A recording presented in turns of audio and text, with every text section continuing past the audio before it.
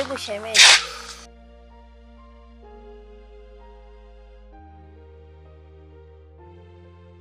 Karibu sana shemeji. Shemeji, nimekuja kwa jambo moja tu. Naomba tufanye kama hakuna kitu kilichotokea kwenye lile jambo. Usijali shemeji. Kuwa na amani. Asante shemeji. Naona leo tunakula mboga ya taifa. Ndio shemeji. Leo tunakula mboga ya taifa. Basi mimi wanaipenda sana. Naomba usininyime. Sawa, usijali. Ila shemeji, unavutia sana.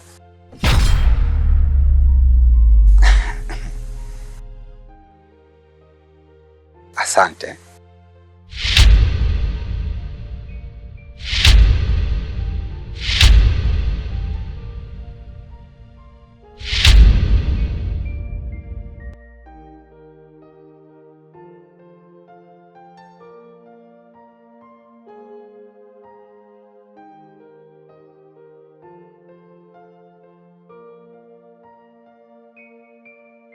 Wapi tena shemeji?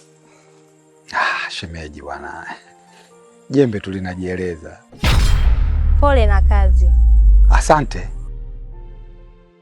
Unajua shemeji yangu, kiuhalisia kabisa sasa hivi, yaani jua linawaka. Jua limekuwa kali.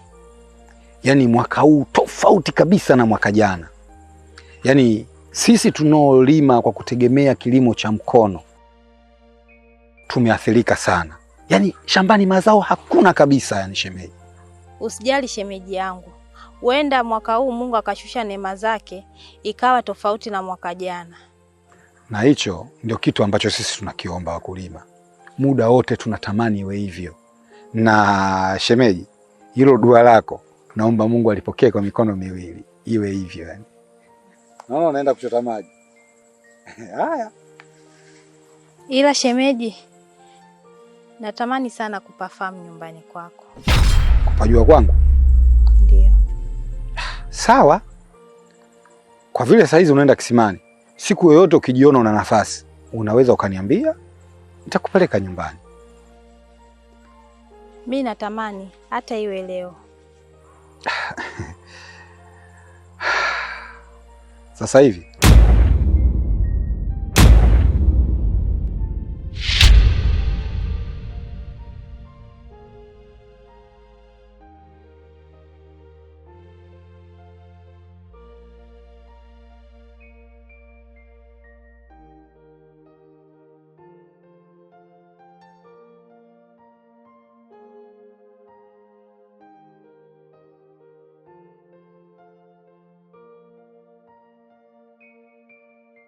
Mume wangu, kila siku umekuwa mtu wa kuvaa t-shirt moja tu. Kwa nini umekuwa sio muelewa? Kila siku nimekuwa nikiongelea jambo moja tu kuhusu ile t-shirt. Kama vile una nguo zingine ndani. Naomba unisikilize kwa makini. Hapa leo huwezi kuondoka bila kwenda kubadilisha ile t-shirt.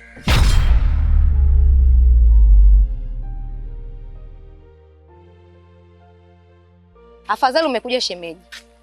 Naomba uzungumze na rafiki yako.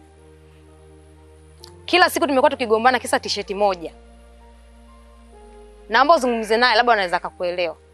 Kachila, mbona unapenda kugombana na shemeji?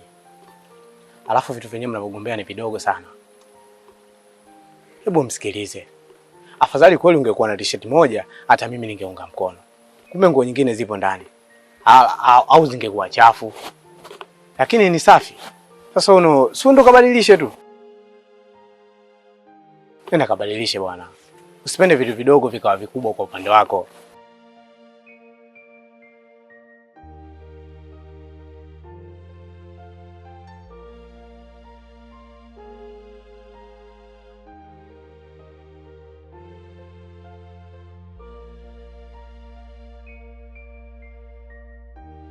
Asina mambo sasa.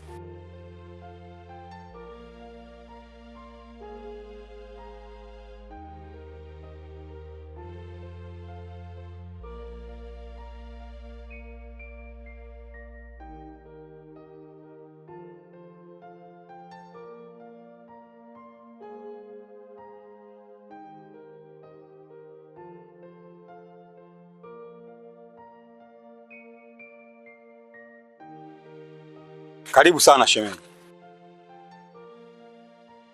Asante sana shemeji. Kwako ni pazuri.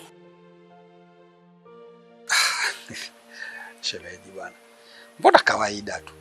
Sasa hapa pana uzuri gani? Kweli tena, kwako ni pazuri sana. Asante. Shemeji, una wifi? Hapana, sina.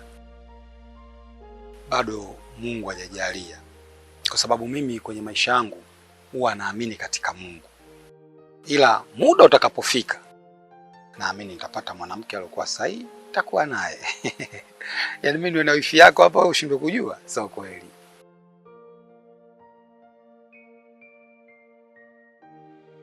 Na haja zako za mwili wewe unazimalizia wapi? Laika, sikiliza nikwambie kitu shemeji yangu. Unajua katika haya maisha tunayoishi, kila kitu huwa kinapangwa. Na mimi kwa sasa bado, ila naamini kuanzia hapa nilipo, muda wowote nitampata mwenzangu na hivyo vitu vingine vitaenda tu.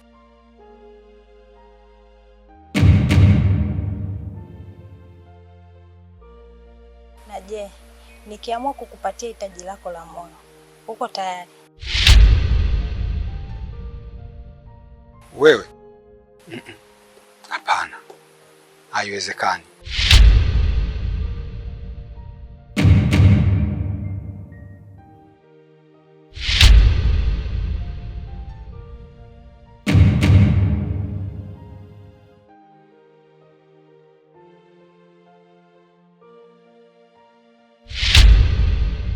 Shemeji, unajua hivi vitu unavyovifanya wewe sio vya kufanyia hapa. Umenielewa? Sasa wewe unaona sisi tupo nje, wewe mke wa mtu. Mathalani hapa anapita mtu ambaye sisi anatufahamu. Wewe unafikiri unajengea taswira gani?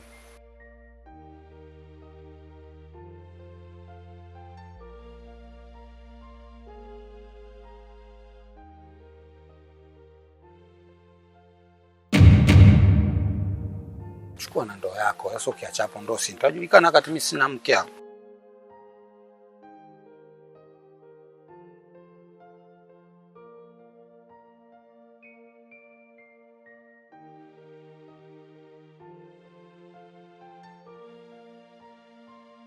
Kachila, hebu ngoja kwa. Hivi Kachila, ugomvi pale nyumbani wewe na shemeji, ni swala lile la tisheti au kuna lingine linaendelea ambalo mimi silijui? Ndugu yangu, wewe acha tu. Na mtihani mkubwa sana mwenzio. Anaweza akakuagiza udongo saa 4 usiku. Aliyakuwa magenge yote anakuwa shafungwa. Ni hatari sana. Ila nachomwombea kwa Mungu, ajifungue salama tu, ili na mimi niitwe baba. Yaani hilo ndo ombi langu kubwa sana. Vipi ndugu yangu? Limekuwazisha sana hili? Hamna, kawaida tu. Basi haina shida, tondoke ndugu yangu.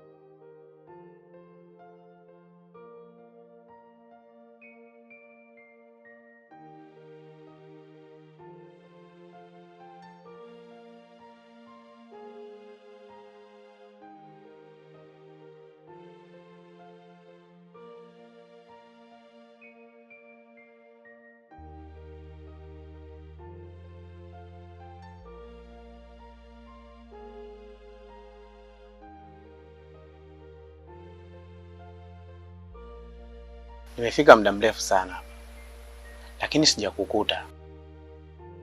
Samahani sana mume wangu, lakini nishafika.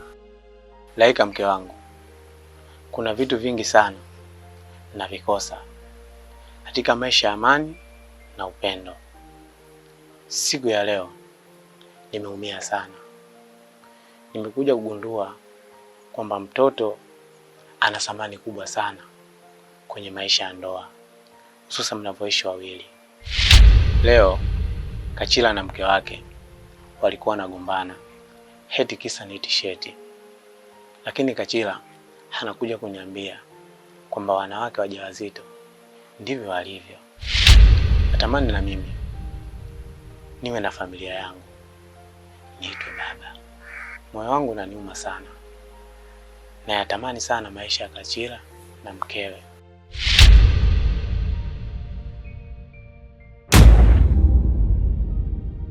Laika, kuna nini? Mbona? Hapana.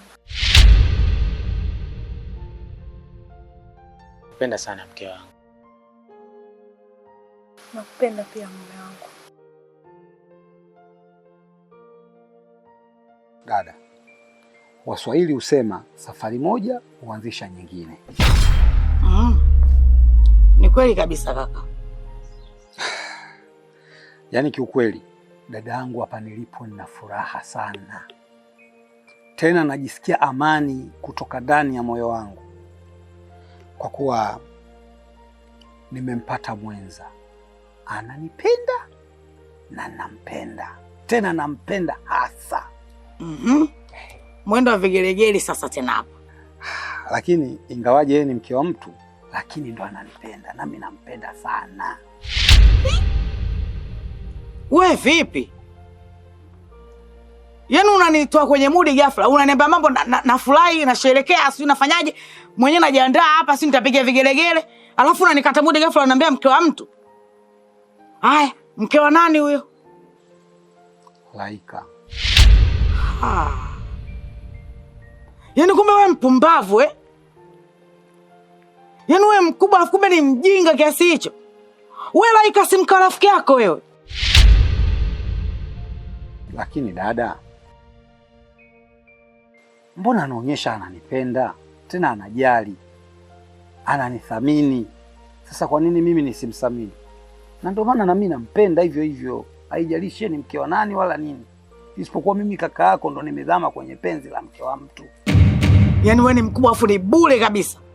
Aya, anakwambia anakupenda, anakufanyaje? Wewe ushawahi kusikia mwanamke anaolewa matala? Ushawahi kusikia mwanamke anaolewa na wanaume wawili? Aya, hiyo anakupenda kwamba utamuoa. Yaani awe na mume wake mkubwa, wewe mume mdogo, si ndio? Hebu acha ujinga. Hivyo unataka mimi sura yangu niweke wapi hapa mtaani?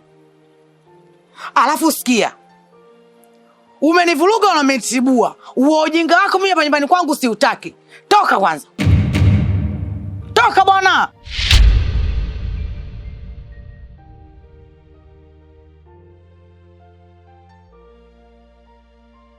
Acha mambo ya kipumbavu tu mimi hapa.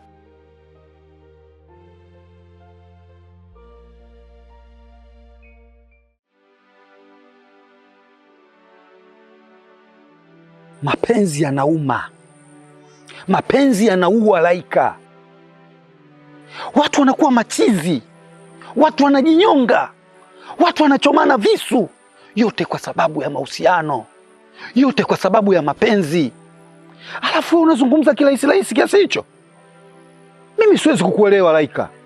Yaani wewe hapo ulipo hauna tofauti na ugali uliokosa mboga.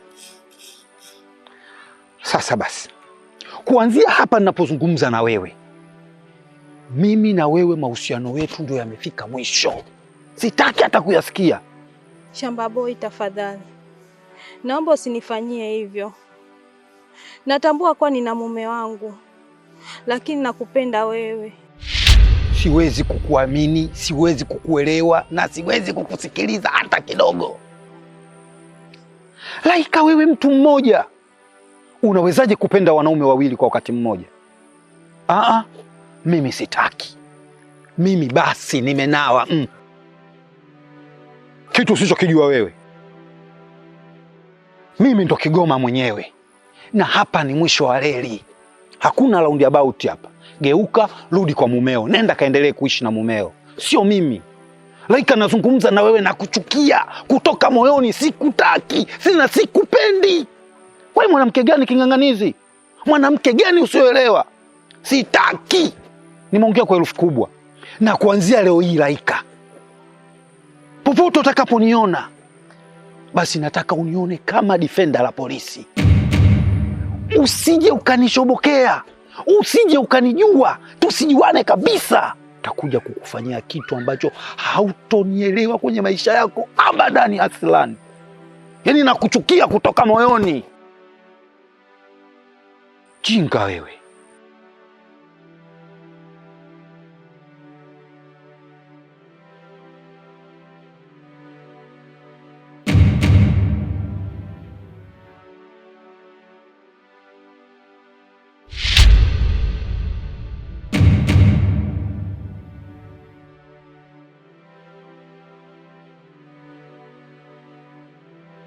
Vipi, mbona umepoa hivyo? Naumwa?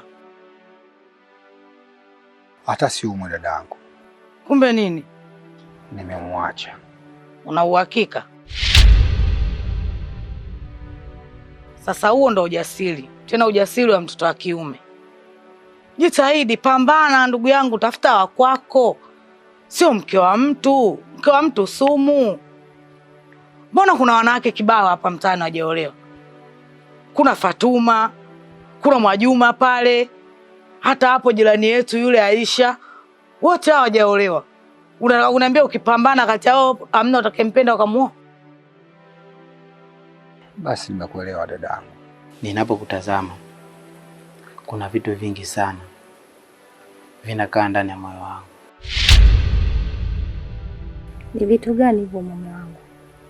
Kuna muda nawaza, Hira, ninakosa majibu.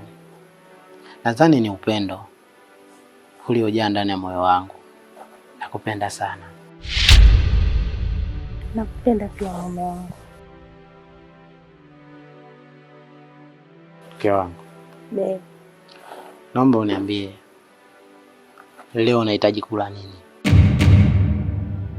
Nimemisi kula ugali na vidari vya kuku.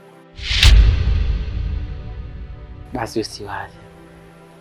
Leo tutajaza vibakuli, vikombe, vyote vitajaa vidali. Kweli mume wangu? Ni kweli. Kwani sasa nikudanganya?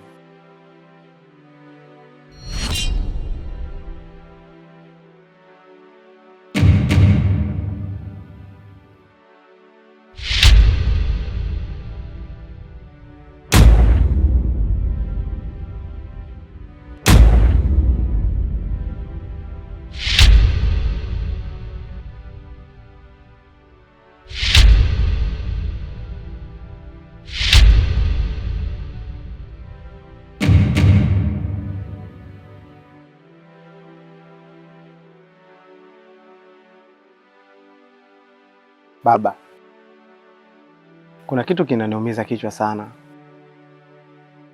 juu ya mke wangu Laika. Ahadi zake anazonipa kila siku kwamba atafanya kitu kikubwa kwa ajili yangu, na nikimuuliza kitu gani anakosa majibu. Mwanangu, ushawahi kumwambia lolote linalokuhusu au juu ya upungufu wako? Udhaifu wangu mimi anaujua, sio mara moja wala mara mbili, huaga namwambia. Lakini pindi ninapomwambia hayo, huo ndo majibu yake. Mimi ninachokuomba, kuwa mpole, kuwa mvumilivu, kuwa na subira. Atakwambia viko kitu, hayo ni ya kawaida tu. Siku zote Waswahili wanasema haraka haraka haina baraka, na subira yavuta heri.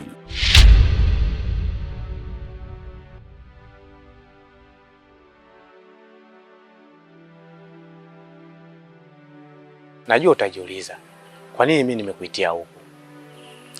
Ndugu yangu, mimi najua wewe ukosi jambo. Kwa najua kabisa unajipya. Unajua Kachila, wewe ni rafiki yangu. Tena wa muda mrefu sana. Tumekuwa kama ndugu sasa. Hivi unawezaje kumtambua mwanamke mwenye ujauzito? Mwanamke mwenye ujauzito huwa amechoka mara kwa mara. Na kingine mara kwa mara huwa anapendelea kutapika. Na ukishaziona dalili hizo kwa mwanamke, basi jua kabisa hizo ni dalili za ujauzito.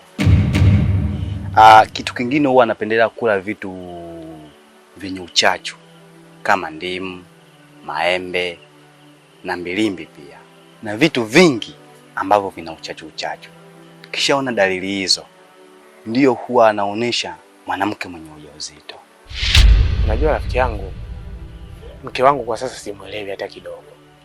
Kwa sababu maisha ambayo tulikuwa tunaishi zamani kwa sasa amebadilika. Mwanzo alikuwa anapendelea sana kula nyama. Ila sasa hivi vitu hivyo vyote havitaki. Amekuwa mtu kupendelea vitu vikavu. Hususa viazi, mihogo. Yaani imefikia kipindi mpaka chai anatia chumvi. Kitu ambacho kinachonichanganya mimi. Yaani kwenye hiyo kutapika kitu tumboni hakikai. Kama umeona dalili hizo kwa shemeji, jua kabisa unatoka kwenye hatua ya ujana, unaenda kuitwa baba. Rafiki yangu, wewe ni baba mtarajiwa sasa. Kwa upaswi kuwa mnyonge kwa dalili za mwanamke wako.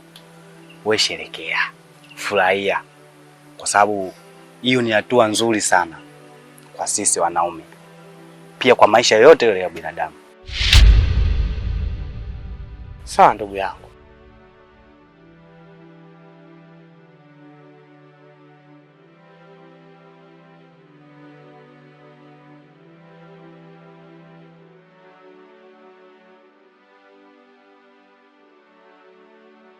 Baba, mimi nahisi Laika ni mjamzito.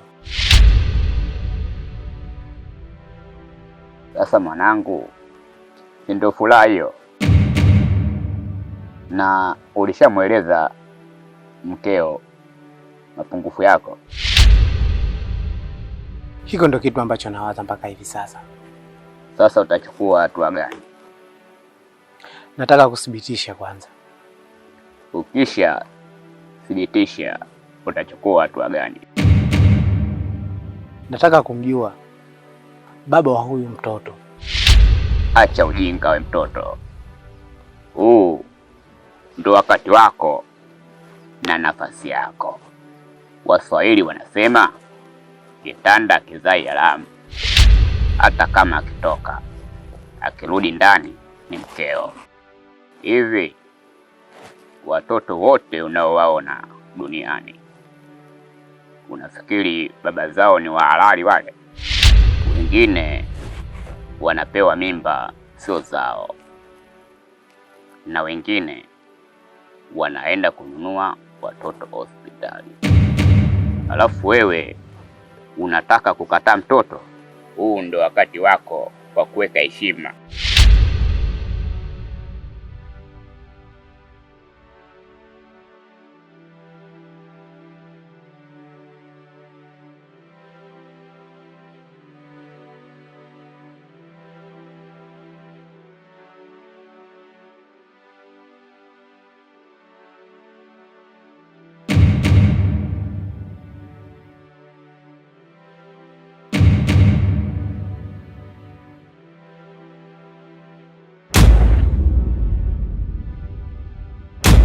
Hakuna kitu kibaya kama kumkwaza mtu asiyekukwaza.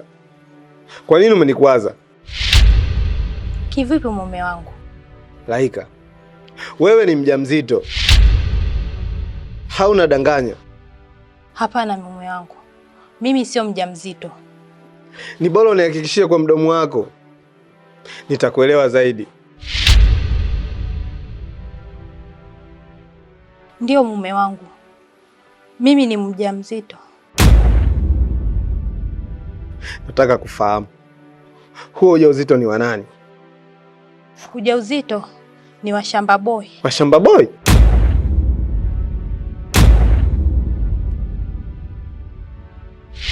Naomba unisamehe mume wangu.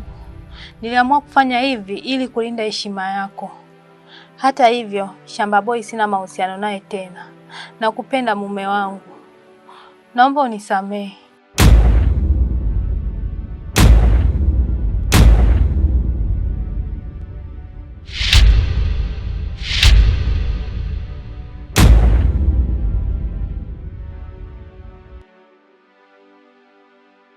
Kwa nini umeamua kumwacha ikiwa bado anakuhitaji? Nani? Laika? Sina upendo naye kabisa. Yule mimi ni shemeji yangu.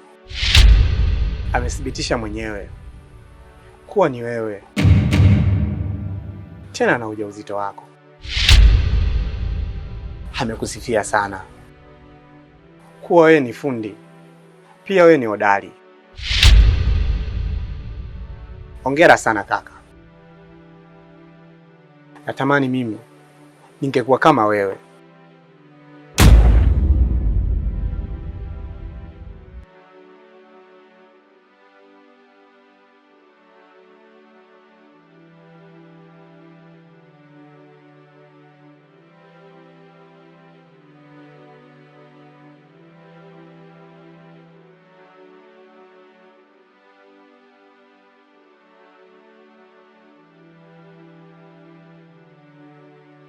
Laika, kwa nini umeshindwa kuniambia mapema kwamba wewe sasa hivi ni mjamzito? Kwa sababu sikupendi. Hivi unajisikia unachozungumza wewe? Unaelewa unachokisema wewe? Na ilikuwaje mumeo akajua kwamba mimi nimetoka kimahusiano na wewe au mimi nina mahusiano na wewe? Amejuaje?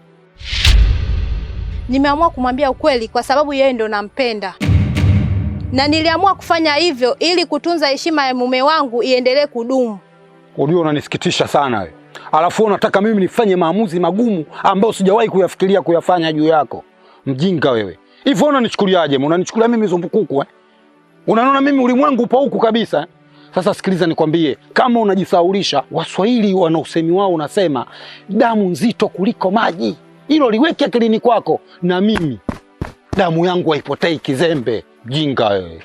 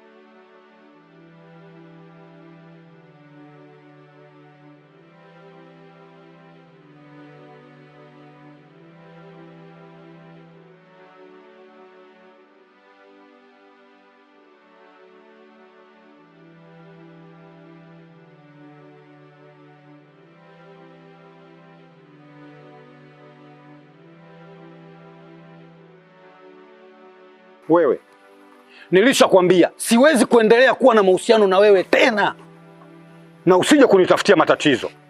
Tumeelewana? Pamoja na yote, tambua kwa mimi nina ujauzito wako. Mjamzito? Kwa hiyo mwenyewe umeona ndo kigezo kabisa cha kuniambia mimi sio mjamzito, hata ungekuwa na mtoto. Wewe si una mumeo wewe? Wewe si ndo umetangaza mumeo unampenda sana kuliko mimi, sio wewe? Leo kiko wapi? Acha tamaa. Punguza tamaa, mtoto wa kike. Au mpaka mje kuzibuliwa kansa ndo mulizike. Mnapenda ganda la ndizi, mnateleza, au sio? Sikiliza nikwambie, mimi sio hivyo. Toka hapa kwangu. Mjinga wewe. Nitaenda wapi mimi? Na mume wangu ameniacha. Na mimi ni mjamzito. Mimi kukupenda wewe ni sawa na kuchukua makaa ya moto na kujipalia kichwani. Mjinga wewe. Wewe unajua kupenda wewe? Kupenda alipenda Pepe Kale kwa Hidaya.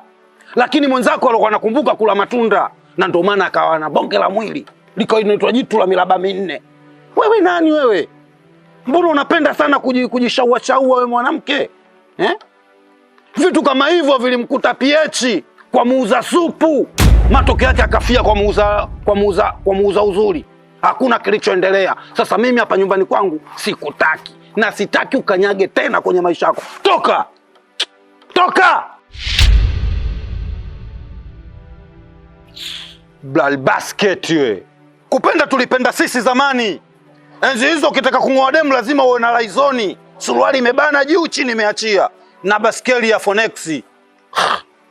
Hivyo ulikuwa unanichukulia mimi kipolepole. Eti mume wangu nampenda sana kuliko wewe. Puuzi wewe.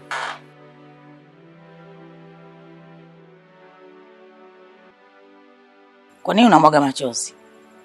Wifi, kakako anitaki. Ni sawa kabisa. Wala hajakosea. Na sijaona kosa lake. Mimi pia nimeungana naye katika hilo. Laika, wewe ni mke wa mtu. Tena aishi kwenye mke wa mtu tu. Huyo mtu wenyewe ni rafiki yake. Rafiki kama ndugu. Hivi hata kama ingekuwa wewe, ungeweza kweli? Ungeweza kumwacha ndugu yako unamwona anaangamia kwenye hilo shimo la moto? Licha ya hivyo, nina ujauzito wake. Isitoshe, mume wangu ameniacha. Ujauzito wake? Kwa kweli mmenikosea sana. Tena mmenikosea sana zaidi ya sana. Kwa sababu mimi nilishamkataza hizo habari. Wifi, haikuwa dhamira yangu kufanya hivyo. Ila nimefanya hivyo kulinda heshima ya mume wangu. Heshima ya mume wako? Kivipi?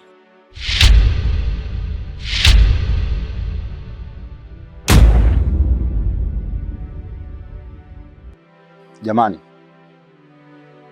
naomba kwenye hiki kikao mzungumze vitu vya kwenye kueleweka. Msije mkazungumza vitu vya kijinga tutakuja kugombana bure hapa. Nadhani nimeeleweka. Laika, wewe ndio umesababisha sisi leo tupo hapa. Kwa hiyo ninachotaka mimi uongee hapa kama ulivyokuwa unaongea wakati unaongea na mimi. Wazazi wangu pamoja na mume wangu, naombeni mnisamehe. Nampenda sana mume wangu, lakini niliamua kutembea na Shamba Boy ili niweze kupata ujauzito. Niliamua kufanya yote haya ili kulinda heshima ya mume wangu iendelee kudumu. Baada ya yeye kuniambia kuwa, ninapokutazama moyo wangu huwa unajawa na maumivu makubwa sana. Nahisi unapitia wakati mgumu sana kwangu. Ikiwa ni mwanamke, unahisia, unatamani na pia unapenda. Lakini Laika, tambua mume wako na mapungufu makubwa sana. Natamani kitu kutoka kwako, lakini inashindwa Laika. Wakati kama huu, kiza hiki kimetanda. Tulipaswa kuwa ndani kama mke na mume. Tuyatawale mahusiano yetu kwenye kitanda. Kwa nini tupo nje? nashindwa kutimiza haki yako. Nashindwa mpenzi wangu, nashindwa mwenzio.